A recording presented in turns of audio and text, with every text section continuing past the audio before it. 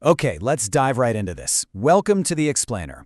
If you're planning a trip to Japan, or maybe you're just kind of fascinated by how this incredibly unique country operates on a day-to-day basis, well, you are in the exact right place. I'm going to be your local guide today, giving you the ultimate insider's playbook on how to really understand, navigate, and truly appreciate the fascinating contrasts of daily life in Japan. So, here's our itinerary for today. We'll be navigating the concrete jungles, looking inside the Japanese workplace, checking out home life from mansions to tatami, surviving the daily commute, and finally, meeting the real locals. Let's get to it. All right, part one, navigating the concrete jungles. To really understand daily life over here, the very first step is just wrapping your head around the sheer scale of the country. I mean, it's something you literally feel the second you step off the plane. We've got a massive overall population of over 126 million people, but honestly, the real culture shock, it isn't just how many of us there are, it's where we all actually are.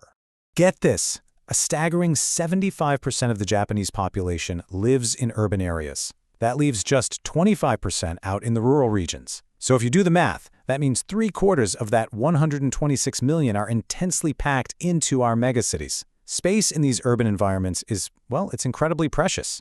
As you walk around, you're going to immediately notice how literally every square inch of the city is utilized to its absolute maximum potential. It's almost like a giant puzzle. To put those urban numbers into perspective, Tokyo leads the pack with well over 8.3 million people just in the city proper. Then Yokohama follows with over 3.5 million, and Osaka has roughly 2.6 million. As a local, I can tell you these staggering numbers are exactly why land prices in our concrete jungles are just astronomically high. So when you visit and you notice how compact your hotel room is, or maybe your favorite little ramen spot barely fits 10 people, yeah, this is exactly why. Moving right along to part two, inside the Japanese workplace. Now, to understand the rhythm of these massive cities, we really have to look at the people filling them. You're going to see armies of these workers absolutely everywhere.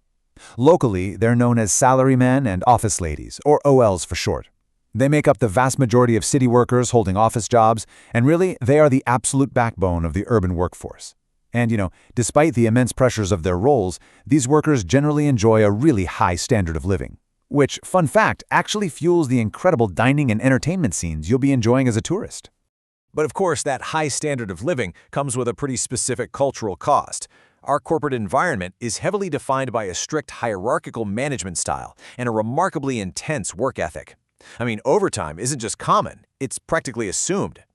This rigid structure is what drives the bustling energy of the business districts well into the night. It's exactly why you'll see so many locals in full business attire grabbing late-night noodles long after the sun goes down.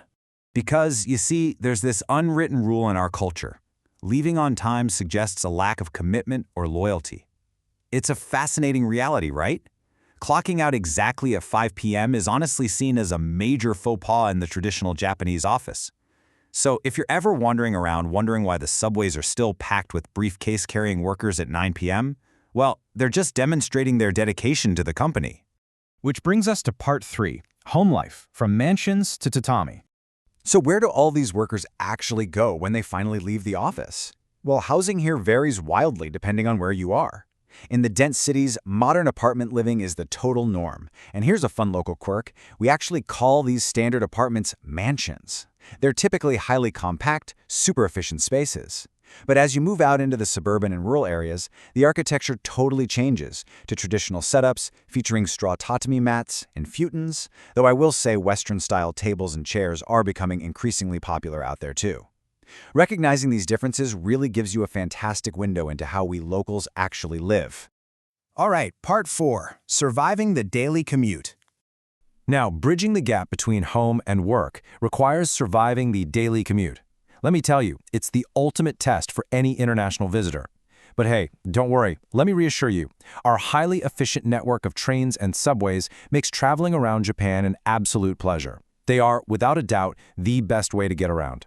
Yes, the transit maps look totally intimidating at first glance, like a bowl of colorful spaghetti, but once you find your bearings, you'll be amazed at the punctuality, the cleanliness, and just the sheer brilliance of this network. You're going to be just fine. However, here is my ultimate insider survival tip. You must time your travel wisely. Seriously, from 7 a.m. to 9:30 a.m., avoid the popular train lines at all costs. The crush of commuters will literally overwhelm you. Midday, around 12 p.m., perfect for exploring. It's calm, it's quiet. But from 5 p.m. to 6:30 p.m., take cover, because rush hour returns with an absolute vengeance. Always try to plan your sightseeing around these specific windows. Finally, Part 5, Meeting the Real Locals. You know, Japan isn't just about high-speed trains and packed crosswalks. Stepping off the beaten track is where you discover a completely different rhythm to the country. On one hand, sure, you have the intense modern life of the dense cities. But on the other hand, you have regions like the Okinawan Islands, where life slows down dramatically. Places like Amami Oshima are actually home to some of the world's oldest living people. The pace of life, the deep sense of community, it's a completely different, tranquil universe compared to downtown Tokyo. So the crucial point I want to make is this. If you really want the true Japanese experience, try to integrate with local villagers on a daily, unplanned basis. Go connect naturally with fascinating groups. You've got the women pearl divers of Ise. You can hike alongside the mountain people of the ancient Kumano-Kodo trails. Relax with the islanders on Amami Oshima, or learn from the indigenous Ainu people. These are the types of encounters that transform a simple vacation into a deeply immersive, unforgettable journey. So, as we wrap up this explainer, I've got a question I want to leave you with. Which real Japan will you choose to discover? Will it be the high-octane energy of the Tokyo salaryman or the tranquil wisdom of the islanders? The beauty of this country is that you don't have to choose just one, but knowing how they all fit together, well, that's the key to navigating it like an absolute pro. Thanks so much for joining me. Now go pack your bags.